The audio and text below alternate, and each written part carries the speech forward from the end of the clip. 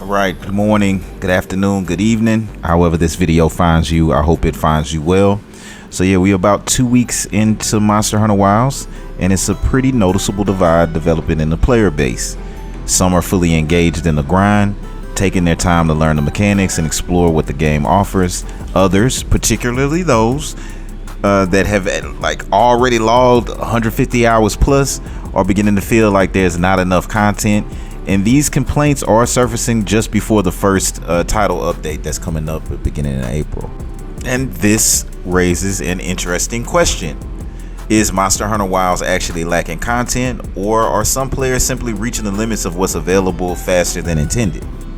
It's important to recognize that Capcom has a well-established history of supporting Monster Hunter games post-launch, and I know that as a newbie, Bashubi, you know what I'm saying? Monster Hunter World and Rise both received free updates that introduced new monsters, events, gameplay changes that kept players engaged for years. So as a new person, I look forward to that experience.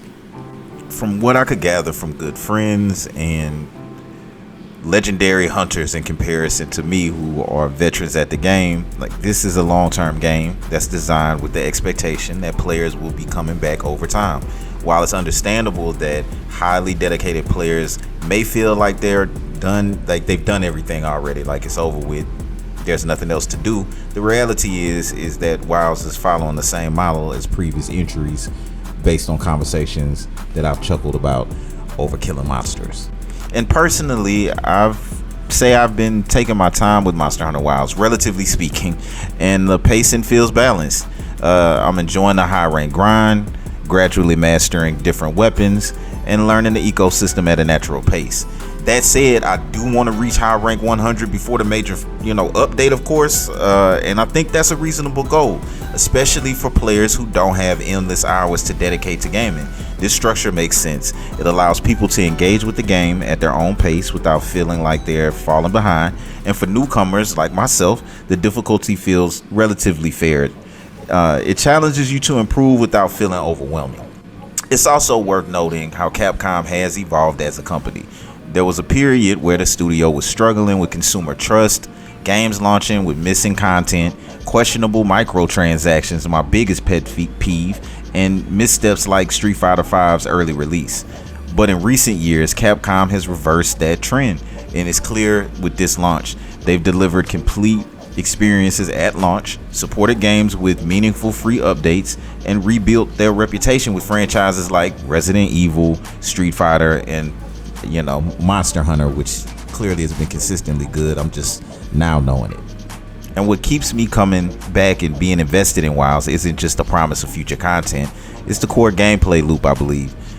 Every hunt feels pretty dynamic thanks to the evolving ecosystem and AI behavior. The deeper I got into the game, the more I realized there's still a lot for me to learn, so I'm constantly improving my skills, experimenting with builds, and figuring out new strategies. This kind of progression is what makes Monster Hunter so rewarding for me, I believe. And it's not just about content quantity, but about the mastery of the hunt itself. So as I continue on my journey to high rank 100, I'm appreciating the pace of this grind. It's giving me time to fully engage with the mechanics. I've enjoyed the world. I even had a chance to actually run around the open world a little bit, even though you don't have to, and prepare for what's ahead. And once I hit the milestone of high rank 100, I think I'm gonna go ahead next game I'm gonna check out. I'm a big fan of Assassin's Creed, so I'm gonna see what that has to offer. But even if I don't hit 100, I feel like it's a grind that's respecting my time, and I'll be able to knock that out as I play other games. So for me, I believe gaming isn't about rushing to the finish line. It's about the experience along the way. And right now, Monster Hunter Wilds is delivering an experience worth taking my time with. So yeah, thank you for checking out the video and coming through. You know what I'm saying? Definitely feel free to leave comments down below. Tell me what you're thinking about Monster Hunter Wilds, and yeah, stay safe. Peace.